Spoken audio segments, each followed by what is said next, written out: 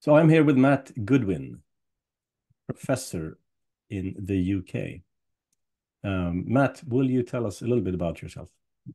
Yeah, sure. Well, welcome to everybody tuning in. My name is Matt Goodwin. I'm a professor of political science at the University of Kent. I'm also a senior advisor at the Legatum Institute, and I've spent really much of the last 15 years or so tracking the rise of Euroscepticism, support for Brexit, the rise of parties like the UK Independence Party and the Brexit Party in British politics. So I'm mainly known for doing work like that, but I also now write a Substack at mattgoodwin.org where I share, let's say, countercultural dissenting views on all issues relating to politics and elections. Thank you. As I told you, I'm a candidate for the European Parliament with one single goal, and that is to leave the Union for Sweden. Two arguments that I keep hearing are that the Brits have changed their mind on leaving, and I don't know, maybe that is the case. And the other argument is things are really, really bad now in the UK, and it's all due to Brexit. So those are the two main issues I would like to discuss, and then I'm sure we will digress in all kinds of directions. Which one would you like to start with?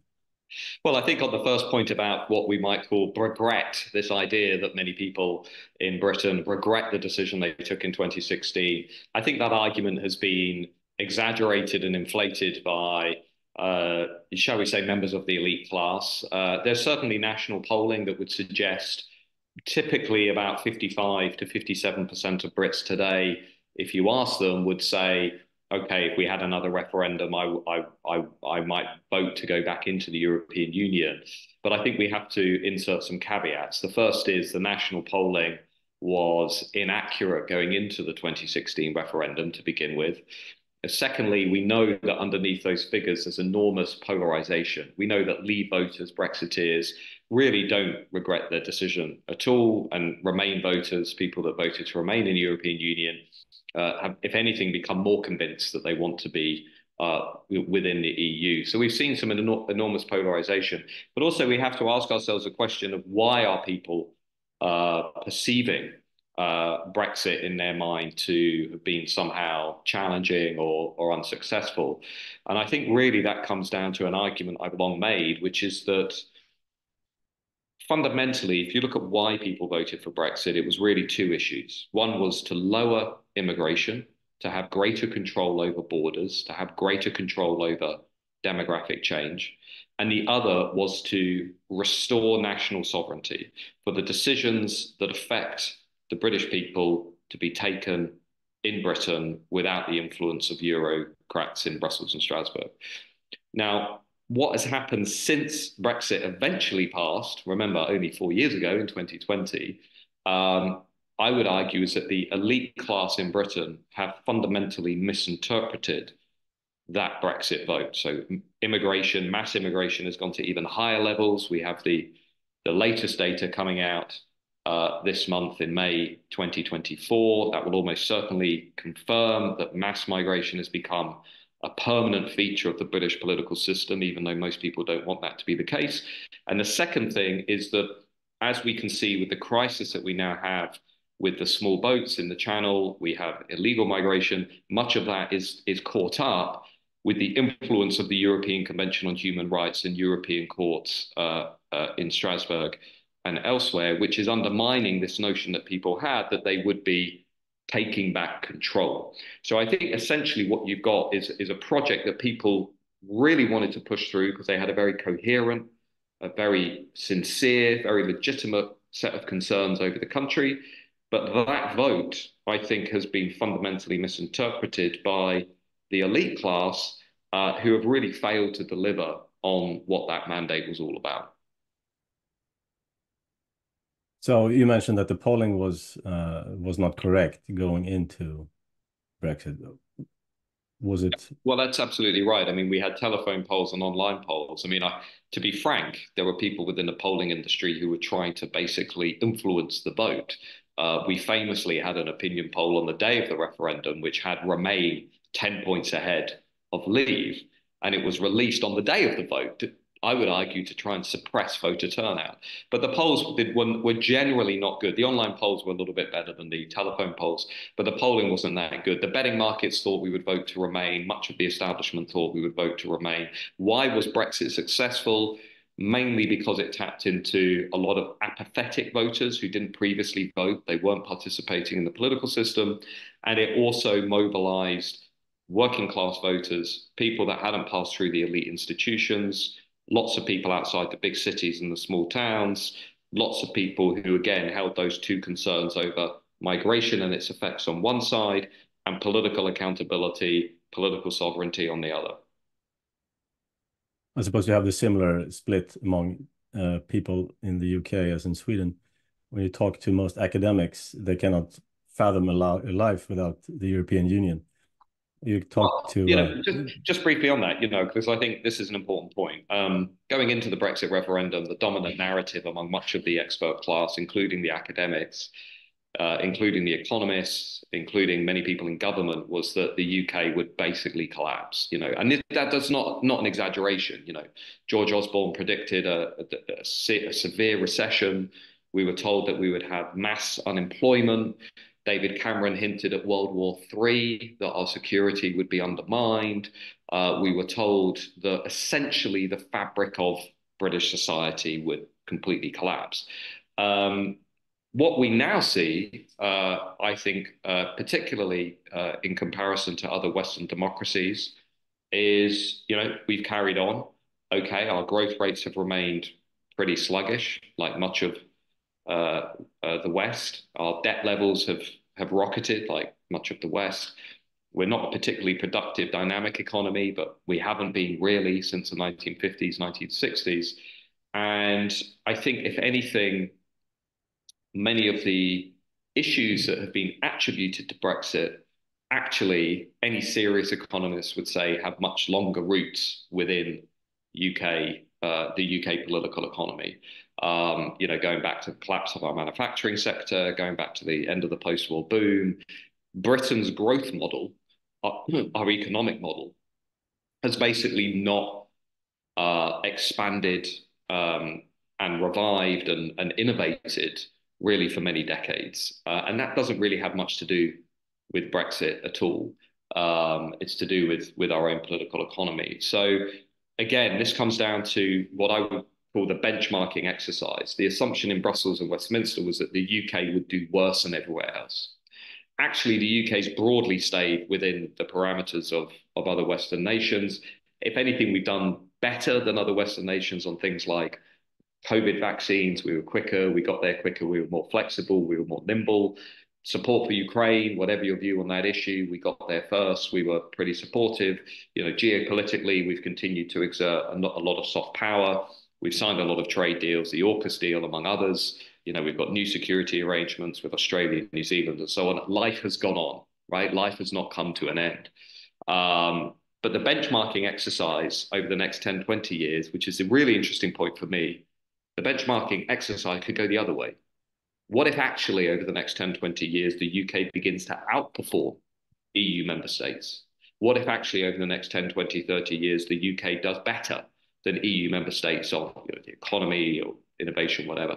That's where I think things become really interesting. And we can get into the reality of Swedish politics and EU politics, but I think, again, there's one other thing that I just want to draw attention to. If you look at where we're going with these European Parliament elections, the argument back in 2016 was that there's something fundamentally wrong with British politics. The Brits are intolerant, they're populist, they're anti-establishment, they don't understand the world, right? They're stupid, they're closed-minded. If anything, looking at what's going to happen next month in the European Parliament elections, if anything, that's a reminder for why the drivers of Brexit are just as visible in every other EU member state, right? Whether you look at what's happening in Swedish politics, where friends of mine on both the left and the right tell me, Sweden is going through a watershed moment, right? It's accepting that the policy decisions of the last 20 years have been a disaster for the country, and it wants to change the social fabric. But I think you can see the same in France, in Italy, in Spain, in Portugal. Again, growing pressure from below, from citizens who are saying they want more power back from Brussels and Strasbourg. They want control of their borders. they want to lower migration, they want more security, they want more economic independence and freedom, they want less regulation, they want less top-down decisions being taken with little consultation, and more fundamentally, they want to live in a genuine democracy. And I think that was one of the things that really cut through in the British debate, that people said, you know what, the EU is just simply not a democratic organization. It is not an organization that has meaningful competition for executive office. It is not democratic. And I think the Brits, you know, with our long history of parliamentary democracy, going all the way back to Magna Carta and so on, you know, I think we're especially sensitive to organizations that are insufficiently democratic and insufficiently transparent. And I think the Brits saw the EU for what it was. Hmm. Yeah, that's an argument we hear sometimes is, well, the EU affects us whether we're in it or not, so we might as well be in it. Well, where we can exert influence, and we have like 3% of the seats in the parliament, for example, you know. Well, I would also say, what's the point of being in a club where you're forced to go along with the decisions of that club while having no serious influence over the destiny of your own society? And this is, you know, on the issue, say, of freedom of movement, you know, in the UK, this was the big issue for the EU, and it was just becoming clear to voters. We were being locked in to decisions being taken by other governments, by other EU member states around the continent, but which we had almost no serious influence over. And once those decisions were locked in, even when we elected a different national government domestically, that government would not be able to change those decisions moving forward. So what academics started to call the European Union an enlightened despotism, I think also became very visible to ordinary voters as they realized they really had minimal influence over this supranational organization. Yeah. I mean, outside of the EU, you could still copy all the EU rules and regulation and yeah, whatever. But outside, you can also go your own way. I mean, you can, if you leave, you can be just as stupid as the EU, or you can be smarter. Inside, you can only be as stupid as the EU. So you have outside, you have the option to do something better. And that brings me to the question of immigration. Why has immigration continued in such a way in the UK, even if people wanted to leave the union for that reason? Speaking of stupid decisions, yeah, I think essentially what happened is that during the Brexit referendum, there were always two visions of Brexit. There's what I would call the 90% vision of Brexit, which is held by 90% of people, which is reclaim power, lower migration, control the borders, build a very successful new economy with limited but high skill migration. That was 90% of the view, right? And then there was a 10% view of Brexit, which is what we might call the liberal leaver view of Brexit, which was lower regulation, reclaim powers, but also liberalize migration. Britain can become global Britain. We can be open to everybody from around the world. And actually, we're not really that bothered about immigration as an issue. What essentially happened was the 10% vision of Brexit became the de facto vision of Brexit among the elite class. And that then resulted in the decisions that Boris Johnson ended up taking after 2019, which was not only to, you know, in fairness to Boris Johnson, he got Brexit done, he got it over the line, but he also delivered a Brexit that the vast majority of people really didn't support. So he liberalized the immigration system. Migration from inside Europe collapsed. Migration from outside of Europe rocketed.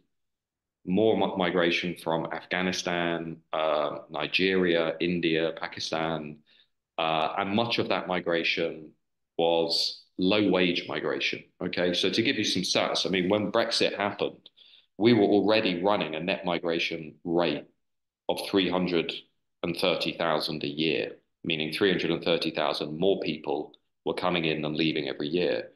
By the time we got to the end of Boris Johnson's premiership, that had gone up to 700,000. And crucially, despite promises of a high-skill Australian-based policy system, a lot of that migration was low skill, low wage. So of the 2 million people or so who came into Britain over the last few years, only 15% of them, 1/5, came in on a high skill working visa. The rest were relatives of workers, students, relatives of students, asylum seekers, illegal migrants. And so what I'm saying is that because of the way Brexit was interpreted by a more socially liberal political class, we've ended up with an economy that is now basically kind of low wage, high debt, high tax, mass migration economy, where GDP per head is declining, the sharpest rate since the 1970s. We're not really growing in a creative way. We're just consuming. And we've had a Conservative Party that has basically presided over this massive policy failure. So when I go to Sweden and my friends say, look, the lesson from Sweden is mass immigration is a policy disaster, I say, well, the Brits will agree with you now, because what we've created is something that is really transforming the country in a very negative way. It's undermining the economy. It's eroding social cohesion. Many of the people coming in do not have the same values as British or European values, to be frank. A lot more migration from predominantly Muslim states, as an example. And I think if you look at where Britain's going now, according to the government's own forecast, between now and 2036, this profound change is only going to accelerate. We're going to have 6.5 million more people arriving between now and 2036.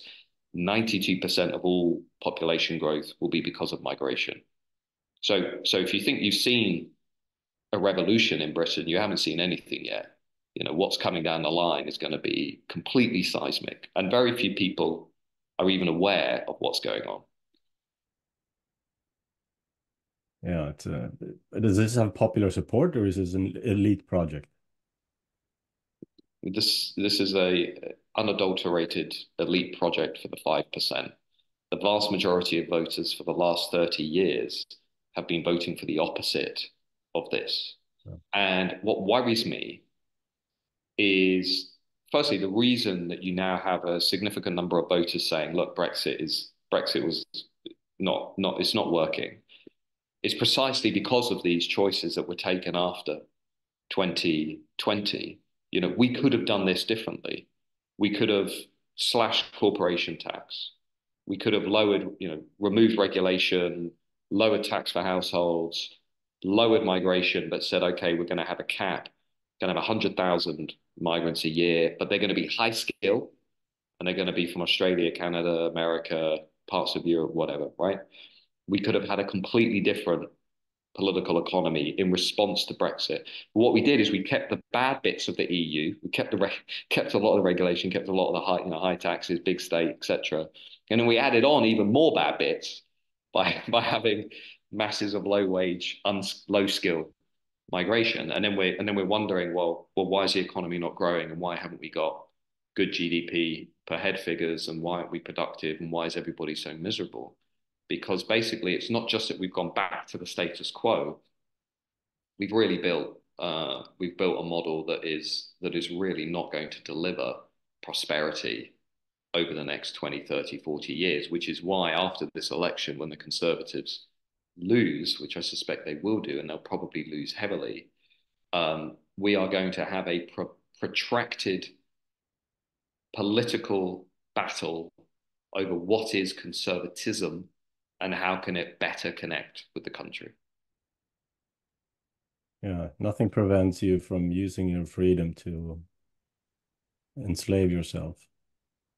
Well, yeah, exactly. And that's unfortunately what we seem to have done. I mean, I'll give you one example. Boris Johnson even removed the requirement for British companies to advertise jobs in Britain before they're advertised overseas. This is how globalist the portrayal of Brexit became. There was no real effort to reshape the country and its economy around the national majority, around even the principle of national preference. But I'm curious. I mean, in Sweden, I imagine the narrative is, well, look at Brexit. It's been an unmitigated disaster. Whereas, for many people in Britain, we've simply moved on. We've got through COVID, we got through the war, going through the war in Ukraine. We're beginning to get past the cost of living crisis. Inflation is projected this week to come down to 2%, back in line with targets. Brexit is very much moving into the rearview mirror. Now I think there's going to be a debate about, okay, we've got these new powers, we've got these new freedoms. How exactly are we going to use those powers and freedoms? It's difficult for people to untangle. It's difficult for anyone to untangle cause and effect when it comes to societal change and political decisions. I mean, in Sweden, we had 40 years ago, we had a referendum on nuclear power, and then a few years ago they started shutting down nuclear plants. So we used to have 12 reactors, now we have 6. And then energy prices have gone through the roof, and very few people have the mental ability to connect this to something that happened 40 years ago. Yeah. And then, of course, we have the common EU energy market, which makes things worse. But yeah, it's difficult to say what is Brexit and what isn't. Yeah, no, I think that's certainly true. But we arguably have not. I would say there is a consensus that we've not diverged as much as we should have diverged, and we've not created a business-friendly environment to the extent that we should have done. If you're a big global corporation looking to invest in Brexit Britain, we should have created many more incentives from the outset than we did. And I think the political reaction to Brexit, particularly among the elite class, has not helped things at all. I think it's just made things that much more difficult. And in an irony, Brexit actually sort of made our politics a bit more European in that people became hungry for radical political change. They want new parties. I think they want a new election system. I think they want to have more of a voice in politics. And one of the challenges of Brexit is it removed the European Parliament elections, which made it difficult for those alternative parties to maintain a presence in British politics. It allowed the two big parties to reassert their dominance over the party system, which made it again more difficult to disrupt the status quo.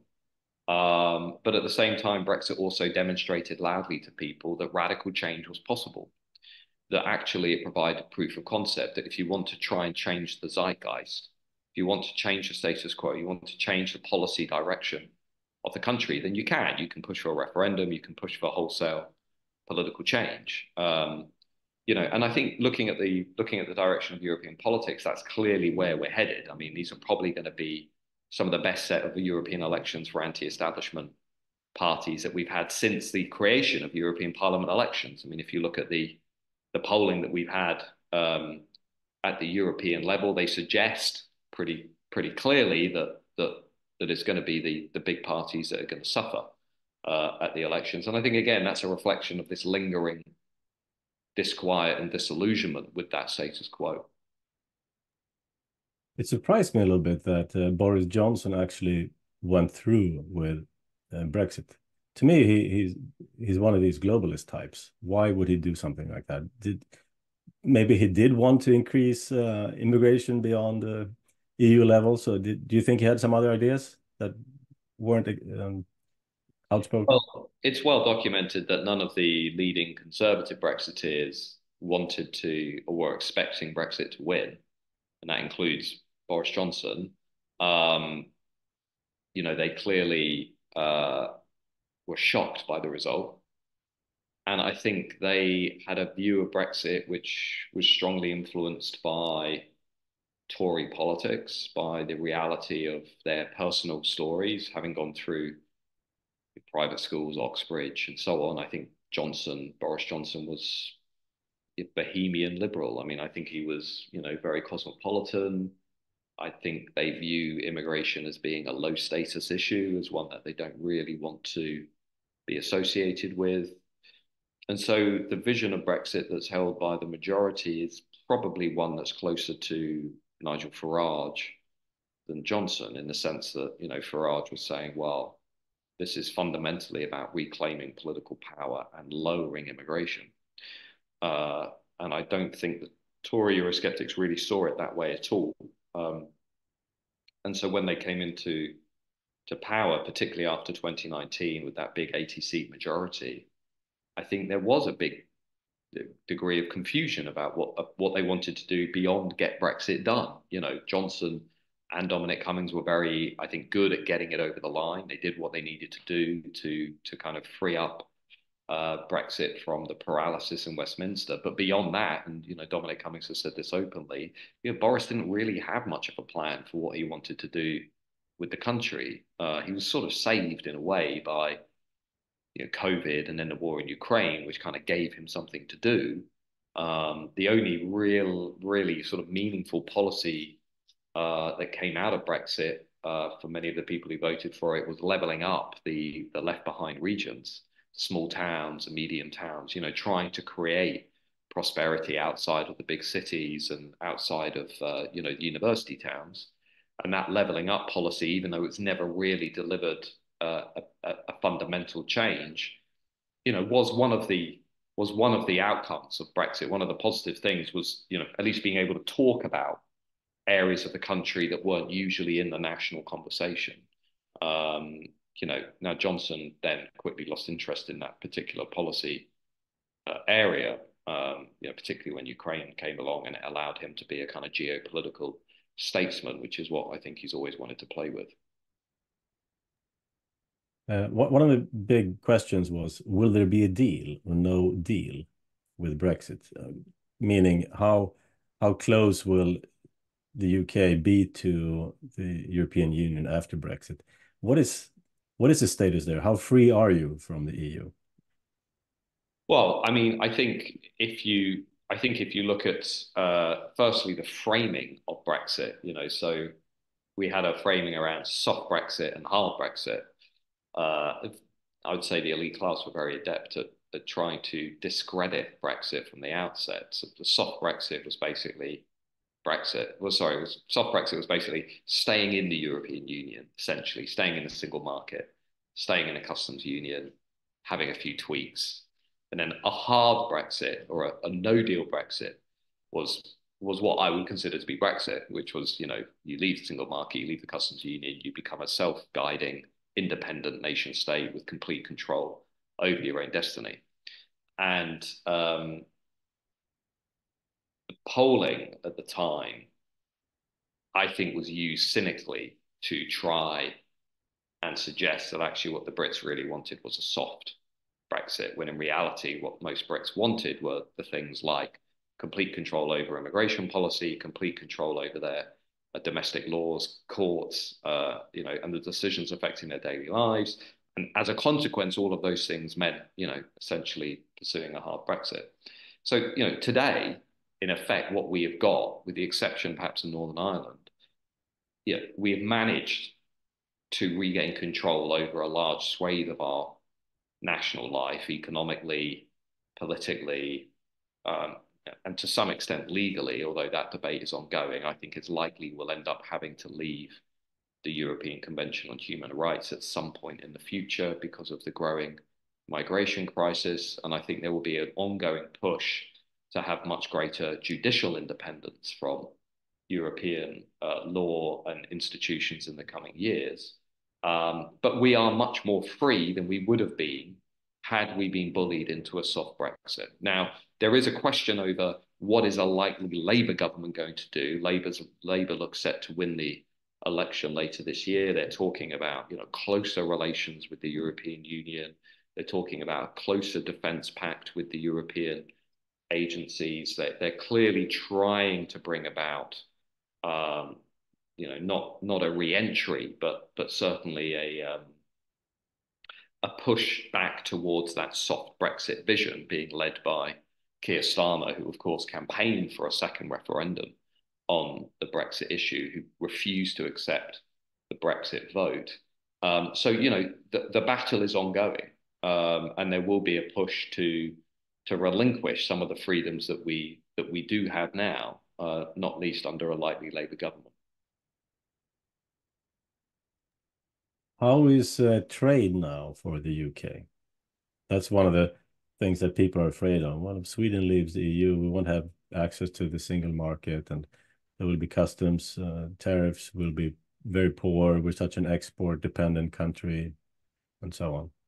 How does it work? I mean, my interpretation, firstly, I would say I'm not an economist, but looking at the trade, UK EU trade, my understanding is that while it took an initial hit, it's come back to levels that are broadly comparable to where they were before the Brexit referendum. But we've also managed to roll over or sign dozens of new trade deals with countries outside of the European Union. We've also, I think, been able to exert our independence and sovereignty in other ways too. We've not only signed bespoke trade deals, there will be at some point a trade deal with America. Those conversations and negotiations are ongoing. I think it's going to be curious to see whether that happens under a Donald Trump presidency and a Labour government in the UK, which would make for interesting political optics. But there will at some point be a UK-US trade deal. And I think we've also seen AUKUS, we've seen some important defence pacts be made. We've seen, important, geopolitical trade relationships be forged over the last 3 or 4 years, which have shown our ability to, function on the world stage outside of the European Union. So, life has gone on. The world has not caved in. We still remain a global player. We're still active in, pretty much all the major trading associations. We're in the G7. We're playing a big role in UN, and we're playing a big role in many other international organizations. So I think the pessimism around trade and the impact of Brexit, I think, was unwarranted. I think it was also deeply exaggerated, particularly among an expert class that likes to be that likes to catastrophize about the likely effect of policy decisions that they don't support. And I think there was a lot of catastrophizing over Brexit. Why do you think the elites hate their own independence, or independence from global players? Well, I think that answer is fairly straightforward in that we know that elites do not put much value on their national identity and their attachment to national community. They derive their sense of esteem and legitimacy from their relationships with other members of the elite class. Christopher Bickerton, who's a scholar on the left in Britain, but he's written an interesting book on European integration, where he says, the issue with the elite class in Europe is that they derive their legitimacy not from their vertical relationships with voters, but their horizontal relationships with other members of the elite class in other EU member states. And so I think for, senior politicians, economists, the expert class in the UK, I think Brexit was so damaging, not just because it violated their kind of sacred values over European integration and cosmopolitanism, but it was also a challenge to their position in the career ladder in terms of social status. And I think they saw it as being low status, and they knew that they were now intimately associated with a low status project, and they resorted to acting like children, to berating their fellow citizens as morons and idiots, even though all the survey data has shown there was no difference in levels of knowledge about the European Union among Remainers and Leavers. They basically knew the same as one another.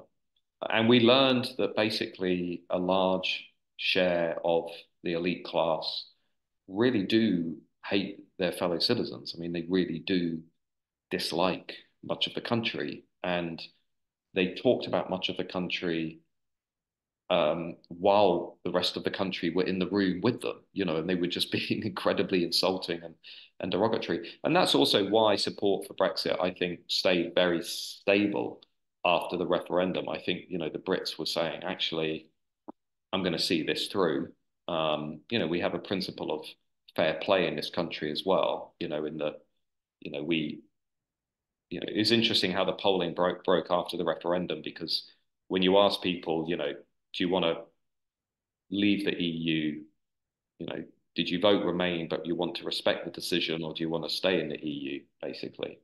And it was interesting that when all Brits were asked, the vast majority either said they voted to leave, or they said they voted to remain, but they respected the decision because of that principle of fair play.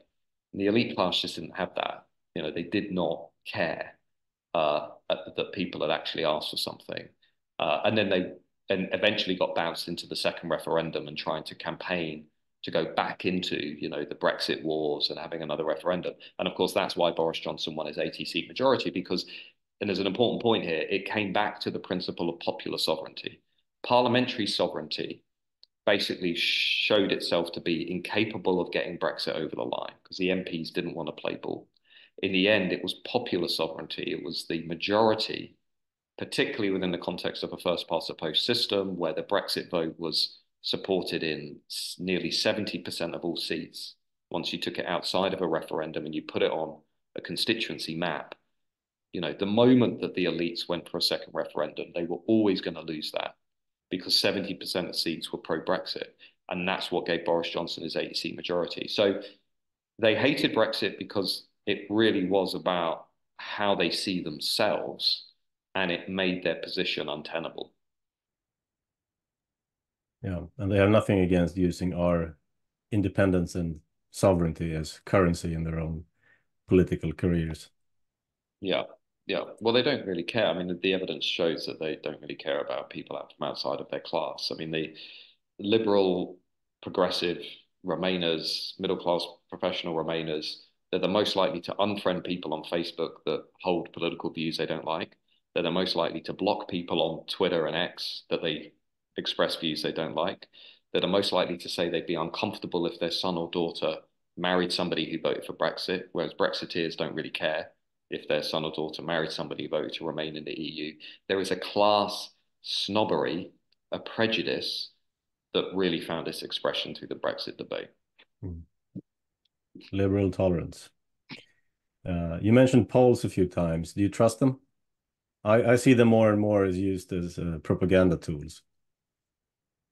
I think that's certainly true. I think polling should be taken with a pinch of salt. It's one piece in your wider arsenal of tools that are used to understand politics. But I think, on balance, we've had a number of elections and leadership contests where they've been pretty accurate. Jeremy Corbyn taking over the Labour Party, for example, Boris Johnson winning his majority. The polls have got a pretty good record on some of that stuff. What are some lessons learned that we could use for accomplishing a Swexit? I think the first thing is the issue of the EU has to be aligned with other issues, and it has to be aligned with much more salient issues. So the issue of the EU was never really a big issue in British politics until it became aligned with the issue of immigration, and it became aligned with the issue of political freedom. And once that happened, during the 2000s and the 2010s, it became explosive because you took a 10% issue that was largely, if you look at Brexit in the 90s, it was a constitutional issue on the fringes of the Conservative Party. But once you applied it to immigration, free movement, and political freedom, it became an issue for the 52%. I think the second thing is that all campaigns have to come from outside of the big two, and for people in those campaigns not to worry about whether or not they're cutting through, because the system is almost hardwired not to recognize serious challenges and serious threats. And for the 20 years before the referendum, many of the people who were campaigning for Brexit were ridiculed, were mocked, were dismissed, but they were much more in tune with the public mood than the people who were controlling the corridors of power. I think thirdly, you need to find the demographics of the vote and just target those voters. So Brexit in Britain was a very working class, non-graduate, older, non-city vote. And the campaigns were very adept at targeting those voters.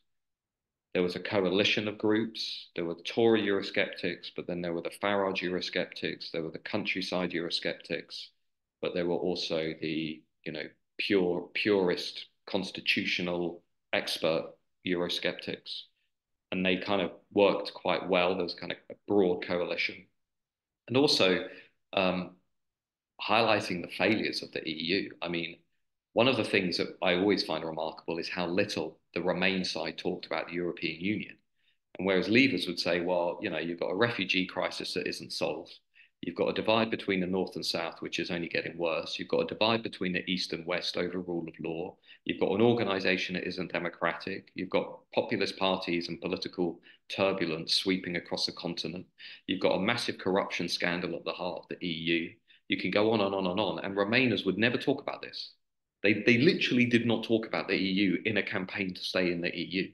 They talked about peace, prosperity, all this kind of abstract stuff, but they never actually went to voters and said, "This is why we think the EU is the best thing ever." They never really did that. Whereas Leavers were like, "This is the issue. This is who the EU's letting in. This is why it's not democratic. This is why it's going to fall apart. This is why it's not economically vibrant. This is why it's too regulated. This is why it's too centric. It's too state controlled. This is why you can't trust it." And it was just a very methodical breakdown. And also pointing to what was happening elsewhere in the world. Relative to other parts of the world, the EU is shrinking. It isn't going to be taking an increasing market share of the global economy. So these are all things I think, they sound obvious, but what's remarkable in the referendum campaign is they weren't really happening. Yeah, would you close by making a prediction of the future of the EU? Well, my interpretation, and again, look, this is from, Brexit Britain, so, this is the way I would see it. But I think inevitably the EU is either going to have to narrow or relinquish power, because I think if you take a longer term view of European politics, and I kind of came into politics, studying it in the late 90s, and I think if you go from just that period onwards, the pressure from below, the farmers' protests, the yellow vests, the national populists, the criticism of net zero ESG, the energy debates, the immigration debates, the refugee debates, if anything, I think the pressure is going to be relentless for nation states to have more power. I mean, the Schengen area is pretty much dead, I think, anyway. Borders have gone up over the last decade. I think it's going to be unsustainable to keep the EU in its current state. And as I said earlier on, if Brexit Britain continues to function without the world caving in, if perhaps we do even better, maybe we find our way back to some good growth rates. Maybe the refugee crisis and the threats from Islamist terrorism or the breakdown of social order become so severe, as indeed they are in parts of Sweden, that people begin to fundamentally reassess their political choices and the political decisions that they took in the last 10, 20 years. I think that's beginning to happen. I think there is a quiet but growing sense in Europe that we are now collectively heading in the wrong direction and we're heading into a dark place and have been pushed there by a succession of policy failures taken by the elite. And that will, I think, inevitably produce more pressure from below. So my working assumption, I don't think the EU itself will implode, but I think more people will leave. And I think over time, the EU will have to just reconstitute itself and become a bit of a core organization with a number of, periphery states breaking off. But I don't think it will sustain, and I certainly don't think it will expand and continue to do what it was doing during the 90s and the 2000s. Thank you, Matt. Do you wish us good luck for a Swexit? Well, come and join the club. Good luck. I'll be watching. Thank you. Thank you so much for your time and your insights. Very, very valuable. Thank you. Okay. Thank you.